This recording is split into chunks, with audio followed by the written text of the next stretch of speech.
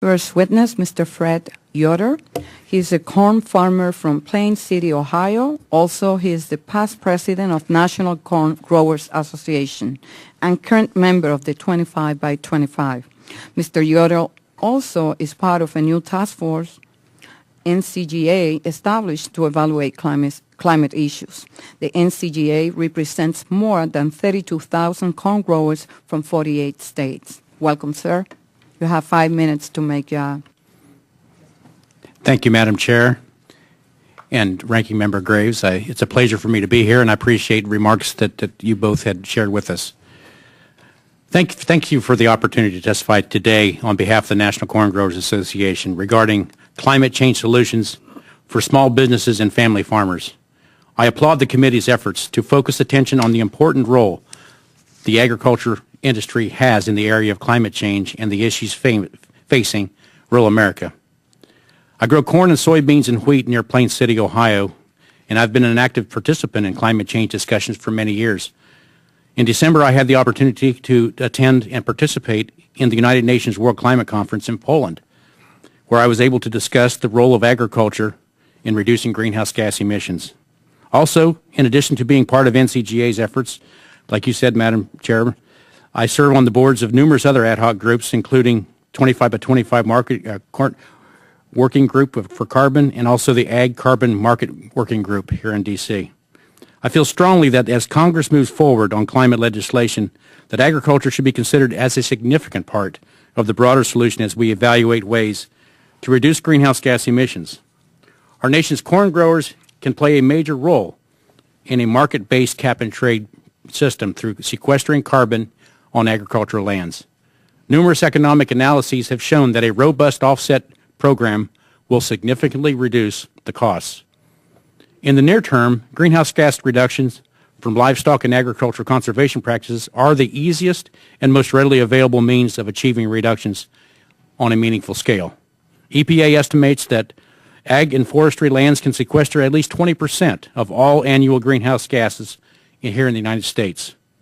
Further, agricultural producers have the potential to benefit from a properly crafted cap-and-trade system. Given those opportunities, it's critical that any climate change legislation seeks to maximize agriculture's participation and ensure greenhouse gas reductions while also sustaining a strong farm economy. For years, corn growers, along with the rest of the agriculture industry, has been proactively engaging in conservation practices such as no-till and reduced tillage, which result in a net benefit of carbon stored in the soil. In fact, on my own farm, I do both no-till and reduced till. For the past 5 years, I've worked with my state association, the Ohio Corn Growers, on a research project with Dr. Rutan Lau from The Ohio State University on soil carbon sequestration research. As part of our research, we have on-farm plots at 6 different locations to study various soils and their carbon capture capabilities. I've been actively engaged from the beginning in defining the research protocols. This is just one example of the proactive steps our industry has taken. NCGA has identified several priorities which I believe are critical elements to the agricultural sector within the cap-and-trade legislation.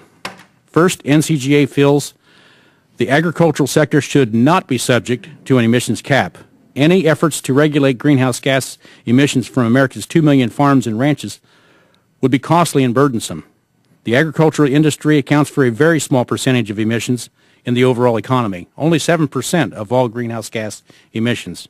Therefore, it would be unreasonable to concentrate on regulations for such a small and diffuse industry. Furthermore, an important component of creating such a successful cap-and-trade system is ensuring that domestic offsets are not artificially limited. Artificial caps will prevent legitimate carbon sequestration, livestock methane capture, and manure gasification projects from occurring. Another top priority for our industry is the role of USDA. NCGA feels that USDA should play a prominent role in developing the standards and administering the program for agricultural offsets.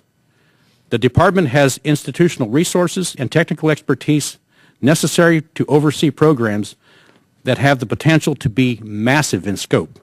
USDA has a proven record of program implementation and collaboration with farmers.